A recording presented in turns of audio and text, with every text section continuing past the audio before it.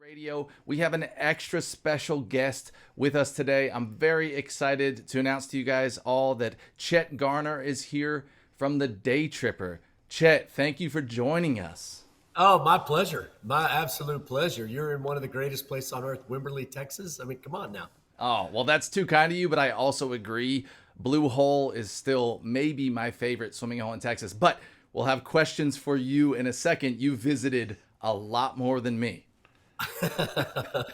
maybe. I don't know, but Blue Hole, regardless of how many you visit, Blue Hole is at the top of the list. It's So, awesome. 100%. So, Michael, you said extra special. I'm going to go put in an extra in there. We have an extra special guest, and Chet woo! Garner, the Day Tripper. I've been lucky to know Chet a long time, and I correctly predicted the trajectory of the show, The Day Tripper, when I met him 15 years ago, and I said he won't get past the second episode. So here he is. Here he is, Nailed it. 13 years later, over 150 Good episodes. for you. He's won more than 30 Lone Star Emmy Awards, and you're in 60 plus markets. And how many countries now, Chet? Oh yeah. We're international, taking over the world. Yes. No, we. I love it. Your stats sound a little bit Davy Crockett tall tale there, Darren. I got it That's all from right. your Wikipedia page, so you better change Well, it. okay. Maybe somebody's been editing your Wikipedia page. Yeah. 17 Grammys. Right. Yeah. I'm gonna have an EGOT by the time this interview's done. You need to Let's get do the, it. the gold chain. Yeah. Well, this show is dedicated primarily to music because Mike is a professional musician, and I walk around with the guitar and pretend like I know what I'm doing. But Mike, with Chet, with all the episodes that you put together, your show is dedicated to. Hey, if you slow down and take a look around these smaller towns, you can actually spend an entire day that's productive and fun and useful. A lot goes into making your shows. I've seen it firsthand. I'm curious how much of all the comedy and the thinking and the interviewing does music interject into the overall product and delivery of the show? So, which is a shorter way to say it is, how much thinking do you put into the music of your show? Oh, well, the answer to that is a ton. And anybody who makes video or television and doesn't think about music, they're neglecting one of the most important parts of the whole process.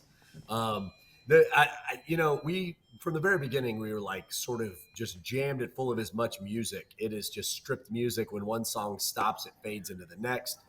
And I think it's super critical. And to quote Quincy Jones, I think Quincy Jones had the best statement about it. He calls it emotion lotion.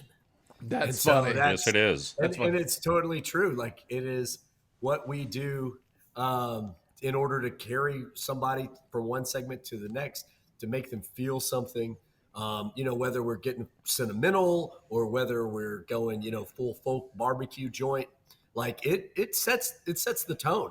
And people probably don't know it except for subconsciously.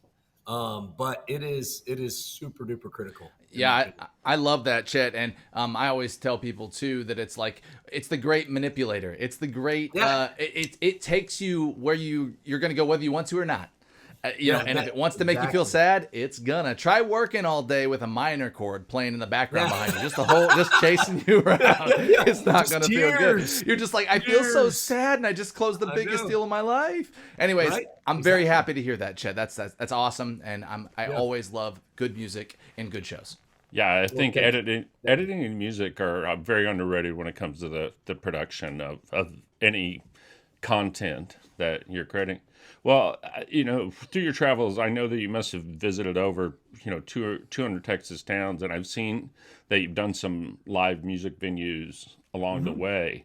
I have read, although I have not seen, that over the last 15 to 20 years, there's been an erosion of the live music venues across Texas. Is that your experience, or do you think things are the same or different or better? What have you I mean, witnessed? I think the old stalwart places are still there, just because like they're cemented in stone. Now, I think, well, I say that knowing that like it only takes one generation of someone who doesn't give a flip in the family and it'll, disappear. But for now, at least for the 13 years I've made the show, I can't think of any true iconic music venues that we've lost in Texas. Now, live music as a whole, I think it depends on what level you're looking at. I Right. mean, I think your top billing acts are always going to have places to go, and then now even more so than ever, you've got little troubadours with the side stage and a microphone. Those are everywhere now. Having live music. If you're going to have food, it seems like you kind of have to have live music on a Friday or Saturday night. But a lot of those guys that's not like the way they make their living. They're just kind of it's a side hustle, and they're hoping for something bigger to come along the way. Maybe the right person hears them at the right restaurant, whatever. But maybe that's true for the people who are the working musicians. Maybe they're not billing the top level tours, but they're also, they want to do this exclusively, so they can't just bob along from outdoor venue to outdoor venue. Maybe I'd be interested to know if we've lost some of those mid-tier music venues where someone could go and play, make a few $1,000 on a night, and actually make a living if they were willing to hustle enough.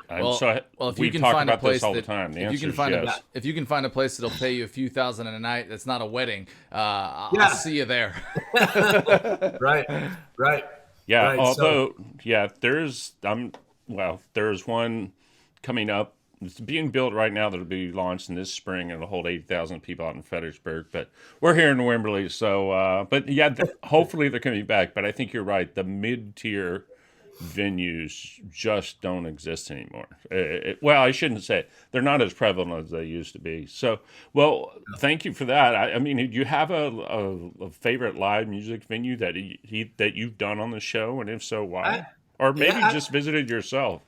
I know you don't want to call one out, but no. I don't mind picking favorites. They don't pay me, so I can say what I want.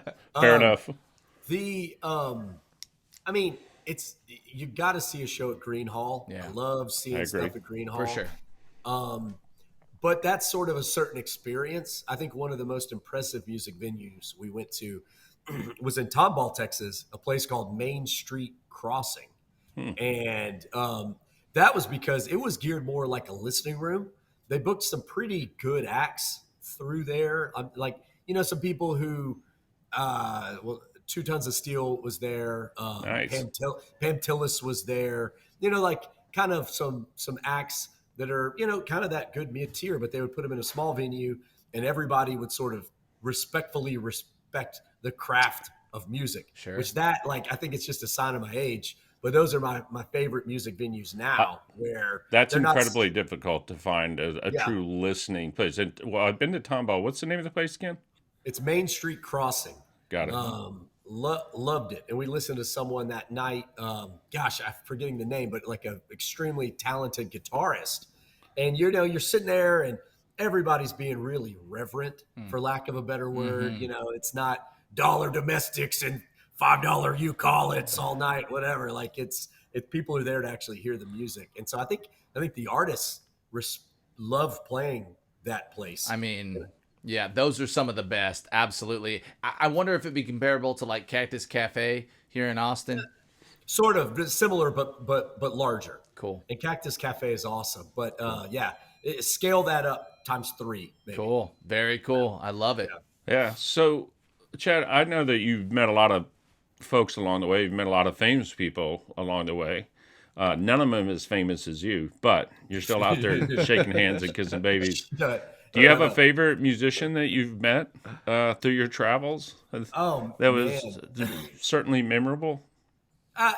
We've been cruising through Texas. You honestly never know who you're gonna kind of run into. There's been some wild stories. Like we were in Goliad, and Bum Phillips happened to be eating at the table next to us before he passed away in Goliad. I'm like, what? Bum Phillips? Now, of course, he had no idea who I was. But one time we were, I was pumping gas and looked over, and Josh Abbott was pumping gas as well. And it was kind of like, live in the same town, right? Yeah. Well, he did live in Georgetown at the time. He's moved since. But we looked at each other, and we're like, hey. And he goes, hey. And there was like a mutual, like, hey, I like your music. Hey, well, I love your show. Yes. And so you never quite know who actually listen. You know, who watches? It's kind of like making Yeah. music. You have no idea who the fans are. We make the show. It goes on TV. I have no idea who watches it in their living room. And so the fact that Josh Abbott watches the show is like, oh man, that's pretty awesome. And I just got a bottle of. I had to go do an event in San Antonio, and the people were from New Braunfels. And as a gift, when I checked into my hotel, they had a bottle of Randy Rogers whiskey. And Oh, wow. He's got his own whiskey? yeah, Who does it these days? He had signed a personal note Yes. to me on the bottle and signed it.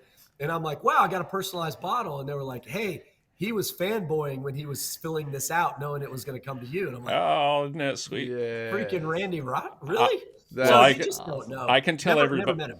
Yeah, I can tell everybody that I've been with Chet multiple times out in the wild, and he's very gracious to the fans that come up and say hello to him. And he's got far more patience than I do if I was in his position. A great example is he's hanging out with both of us oafs right now. So obviously, point proven, point in case. And I will also say there's not much different from the person you see on the show than the person in real life, whatever awesome. that means. It's pretty much the same thing I all hope the so. time. Yeah, That's awesome.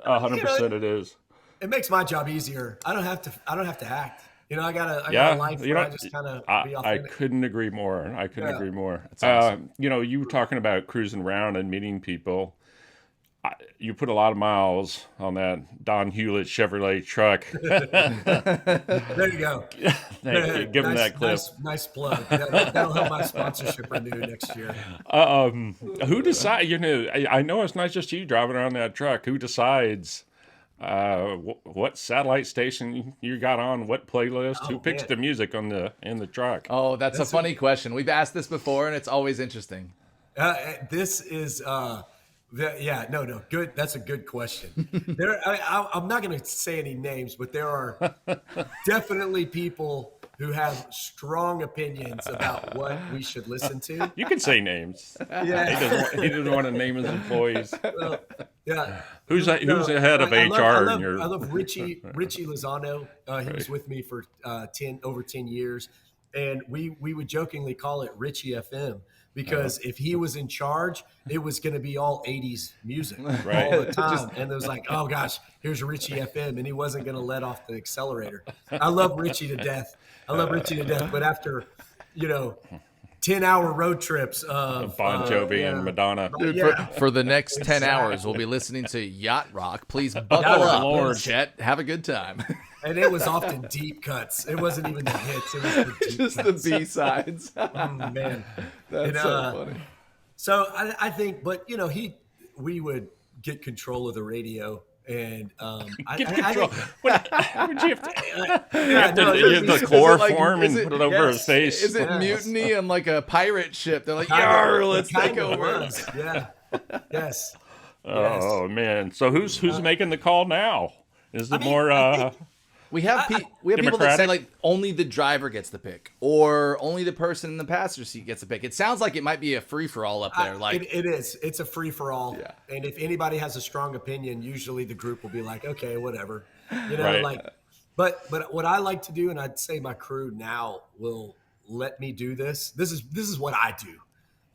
I'll pick the playlist based on where we are in Texas. cool. Oh, that's And good. so Remember, that kind of helps you change it up a little bit. So it's not just on Willie's Roadhouse, all the time on Sirius XM. So- it's like, it bounces. if you're in LaGrange, it's ZZ Top. Oh right? yeah, there's going to be some Hey, there ZZ you Top playing for sure. man, And, I think you just came up with your new series. That's right. Oh yeah. Well, remember the movie Almost Famous, where they're on the bus and they all start singing the Elton John song?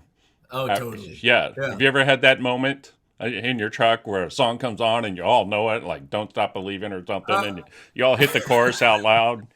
Can you throw a GoPro and capture that? I'll plead Just put the it- fifth. I'll plead the fifth on that. That's a yes. Oh, I want to know what the song is now. No, because it's usually not the song somebody would think it was. You're on trash pop radio. And Oh, And everybody starts singing, "You are my fire." That would be great. I'll say nothing else. I might have in a time or two. Put that on TikTok. I'll watch that all day. Yeah. Well, we're talking with Chet Garner, the Daytripper. If you don't know who he is, wake up, Texas. You can go to thedaytripper.com is his website, and he's on every social platform ever created in the history of mankind. We were just talking about your crew and employees driving around. Chet is blessed enough to have a lovely family with 5 kids. In addition to be a professional traveler and video production and personality, he travels a lot with his family, which is amazing. Who picks the music when the family is in the car? You got 5 kids. Who's dominating? If I have any power on what we're listening to on the show, I have 0 in the family car. That is not like so. You're listening to Baby Shark. Oh gosh, yeah, it's probably worse than Baby Shark. I could see the pain in your face, people. We're on the radio, but for those of you that watch this on YouTube, I could see the pain arrive in your face. If I hear the Encanto soundtrack one more time on a road trip, I'm just going to open the door and barrel out. So and it was Frozen before that. Now it's Encanto. Recently, I think we've kind of gone off of that. It's all kids stuff, unless I get on a tear and I'm like, you don't respect the Beatles. I'm about to take I'm taking you to school, and the next 2 hours I'm forcing my kids to listen to the. It's all Abbey Road, the whole way. Yeah, we're going to listen to the whole ending, the 30-minute outro, and I'm going to do it again. You need to take them on a long trip and then throw on like Pink Floyd, The Wall, For the next 90 Settle back, minutes, kids. This is right. going to be a long ride. You're getting cultured, kids. Shut your yappers. It's funny how kids have impact on some of the music that my kids are 16 and 18. But I was babysitting an 8 or 9-year-old girl a couple of weeks ago, and she put on a soundtrack to Victorious, and I knew every single song because when my kids were younger at that age, that was the big show on right there. So she was shocked that this old man knew all the Victorious songs. But hey, I'm proud of myself. Can I ask can you name some of your favorite acts and artists? Maybe even some favorite shows that you've seen in Texas, if you remember, just off the cuff. It's funny when I ask people this is what happens though. Like I'll be playing music and I'll be like, who do people want to listen to? And everyone's just like, wait, blank. I listen to music all the time, but I'm drawing a complete blank. I mean, what does Chet, in your rare moments when you're by yourself, what does Chet Garner listen to? Oh gosh. New favorites right now.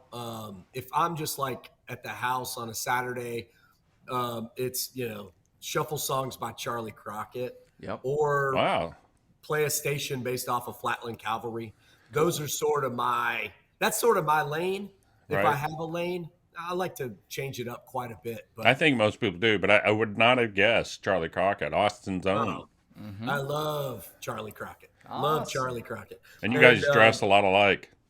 At least on the show you do. I've never done this. I'm not like a Pinterest guy who has a board of my style. However, don't lie. All right. But I did. This is the one time I've done this. There's a hat maker here in town, and I brought him a picture of Charlie Crockett, and I said, "Make me this hat." Yes. And he did. Who's the hat maker? Can we give the hat maker a shout out? You've surrendered your man card for a week after that story. I'm so with it, man. I let my wife dress me because I don't know how to organize this business.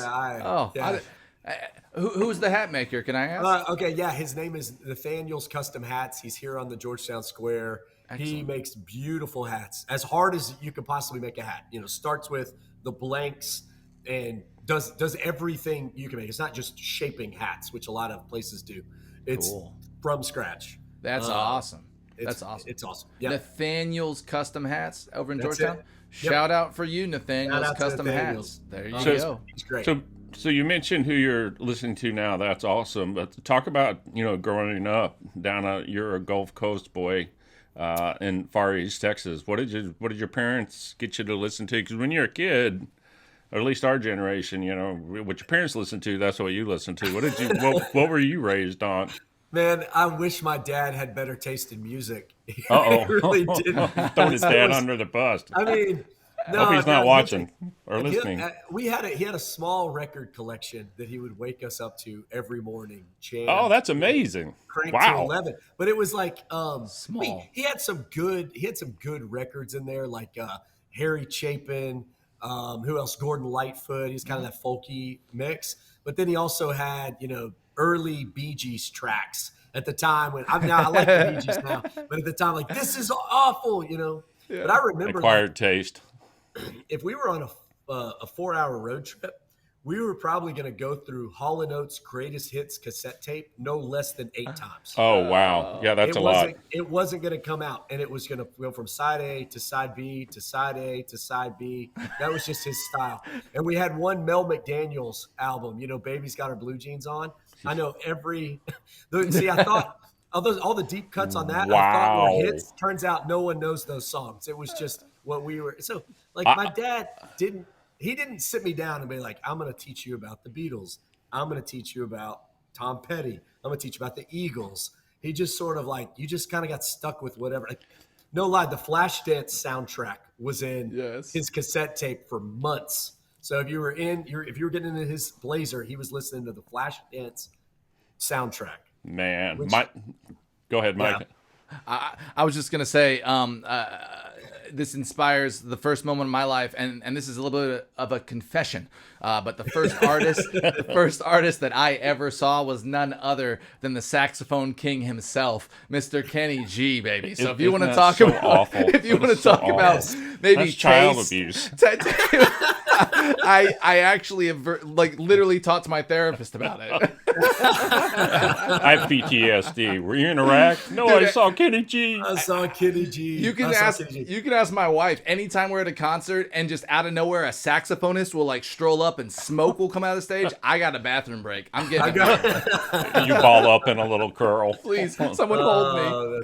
That's hilarious. That's awesome. I got to throw out Neil Diamond too. There was quite a bit of Neil Diamond going on. So my version of that, my parents listened to a lot of different music, and I was lucky there. But my dad had this old boat that had an 8-track player in it, and he only owned a couple of 8-tracks. And we went fishing all day.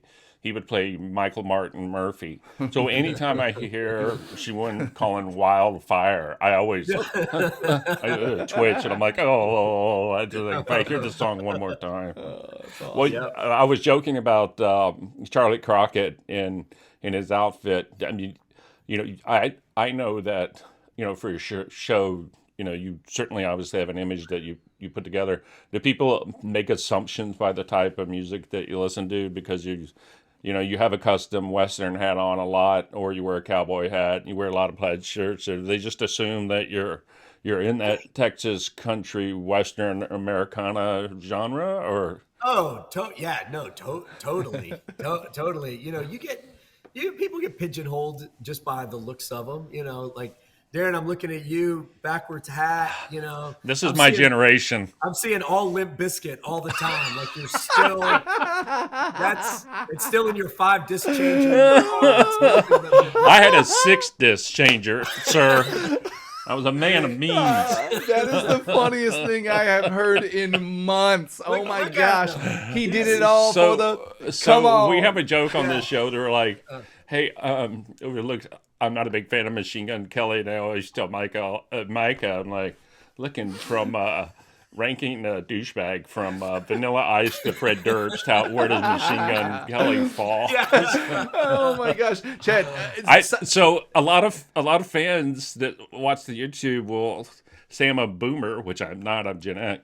Look, when I was younger, baseball players, and Ken Griffey Jr. is my favorite player. He wore his hat backwards. I wear my hat Listen backwards. to him validate it. He's going to validate it. Right at home. But 20-year-old reference. He's kind of defensive about this. I got a question. Are you ever in Europe? Are you ever abroad? Do you ever do have you ever done any shows over there, or just traveled in Europe? I've traveled, yeah. A lot of different. I've been fortunate to go, but the Daytripper's not on there unless you're watching on the internet. That's what I thought. I asked because if you're ever there and you're in your getup with your natural habitat, your hat, your boots, and everything, I mean, everyone in Europe is gonna know you're a big deal. You are a big deal. So they're gonna know you're an American for sure. You go to Europe, you have that hat on and stuff. They're gonna be like, you're gonna get a lot of fans. You're gonna be like, I'm on a show called The Daytripper. Follow along. Follow along. I'm hoping at some point I get blindsided by I've got like this David Hasselhoff-esque fandom in Germany. Man. But I've been totally oblivious to it. And someday I'll get some letters. Aim higher and than that. Yeah. Hey, he is king of Germany. I know, it's so funny. Remember Norm on Saturday Night Live was always, Germans love David Hasselhoff. Well, speaking of people loving you, I've mentioned the Daytripper.com. Chet is on Facebook, on Instagram, TikTok, but you have a podcast too, right? Yeah. The podcast and TikTok are relatively new, and we have about 4 minutes left here. Chet, tell people where they can interact with you. Mm-hmm. Oh, man. So, all the social media, I'm constantly on that stuff. It's just part of the gig these days. I love it, and then sometimes I hate it. I'm sure as everybody can relate to. But Chet Tripper on a lot of that, or the Daytripper TV. If you want to watch shows, people, if they're just now figuring it out, we've got a lot of content and clips on our YouTube channel, but the Daytripper.com's got full episodes, tons of them there. And so there's just all those different spots. And if you want to come and visit me when I'm home, I'm here on the Georgetown Square. We have a little storefront, the Daytripper World Headquarters. No way. That's awesome. Yeah. That's awesome. In the podcast, what type of content? I've seen snippets, but I've not listened to the podcast fully. What will people find there? It's so we just do it once a month. We're going to start to ramp that up, hopefully. Oh, nice. It's every month we do a Talk in Texas, and it's kind of like, hey, what you been up to? But then it has a Texas Music Minute where I talk about an artist that I really like. That's awesome. Or that's interesting to me. We've got, Meanwhile in Texas, which is we all find crazy news stories of stuff that's happened in Texas, whatever it is. And then like fan questions, fan comments, people, we've got plenty of adoring fans, but we also have all of the haters out there that write me best emails. Oh yeah. The best emails. And so I try to give those some airtime too. And so that's your version of mean. That's your version of mean tweets. So when people write, yes, you read that out, and then do you dress them or you just goof on them? I hope you just goof on them. We mostly just goof on them, but we address them too because like we got one. It's like I found your show on a Saturday and I watched it and I couldn't believe how stupid it was, and so I had to watch another one. Who has the time to write an email like that? But this guy sat through it. It was a marathon. He had sat through like 4 or 5 hours of the show because he couldn't believe how dumb it was. Thanks for the views. Thanks for the views. Yeah. Like you could have gotten up from the couch, but you just sat there and then he was angry, wrote me this long email. So we goof on him in a sense like that one. You're like, man, if clearly there was some sort of weird thing going on in your brain, like you hated it so much you couldn't stop watching. Yes. I don't know. We goof Darren puts some good attention into our haters for sure. There's always a boiling cast of people that really want to say things about that. Well, I'll tell you, Chet, what I will tell you is that the wife and I, really this last summer, how many years have I lived in Texas though, started going on day trips. Every week we would go on a day trip on Friday or Saturday. So I started queuing into your show a little bit to be like, hey, where can we go? Awesome. So I used it as a research place, and I loved it. It's so lovable. It's so enjoyable. You know what? It's a great show. Chet, I haven't told you this in a long time. This is true. I have a friend of mine that I used to work with. He will watch your show. His name is Raul. He lives in West Texas. He will watch your show and go in step by step to all the places that you go. And he'll put on Facebook, I'm on Daytripper trip such and such city right there. So look at how much impact you're having in the world, man. I love that. Thank y'all. I mean, anybody who turns on the show and then uses it that's the best compliment you can give me. I often said, like, I make a television show to inspire people to watch less TV. That's the goal. And so I want them up. I want them out. And so thank you guys. Yeah. That's absolutely awesome. Best compliment I can get. Well, Chet, it's been 30 minutes here. Yes, we it has. Really flown by. Appreciate having you. You are as lovable in person as you are on the show. This is actually one of my favorite interviews we've done in a long time. Really had a great time. You guys can follow Chet Garner and the Daytripper at all the places that he just mentioned. Here at 94.3 FM, KWVH, Wimberley Valley Radio. We're so happy to have you. Thank you very much for joining us, Chet. It was a pleasure. You need to say An honor. via con Dios. Yeah, I have to. Vaya con Dios, amigos. Adios and vaya con Dios. Later, everybody. Thanks for listening.